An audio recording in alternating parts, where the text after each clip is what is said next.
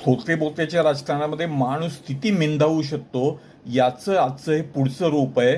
म्हणजे महाराष्ट्रामध्ये पुण्यामध्ये येऊन सांस्कृतिक शहर महाराष्ट्राचं तिथे येऊन जय गुजरातची जर घोषणा हे मिंदे सरकार आणि जे उपमुख्यमंत्री आहेत अशा पदावर असणारा व्यक्ती करतोय, त्यामुळे एका अर्थाने किती लाचार होऊ शकतो याचंच हे एका अर्थाने उदाहरण आहे. आणि त्यामुळे आपण बघतो आहोत गेल्या काही दिवसांमध्ये ती हिंदी सक्ती शाळांपासून लादण्याचा जो प्रयत्न होत होता त्याच्या विरोधामध्ये षडयंत्र आहे म्हणून आम आदमी पार्टीसहित अनेक पक्ष उभे राहिले, मराठी माणूस उभा राहिला. याच्यामध्ये प्रत्यक्षामध्ये कुठेतरी राजकीय, सांस्कृतिक, सामाजिक अशा पद्धतीचा हिंदीचा बुलडोजर महाराष्ट्रावर लादण्याचं षडयंत्र आहे आणि त्याचाच आजचा हा पुढचा भाग आहे हे अगदी स्पष्ट होत आहे.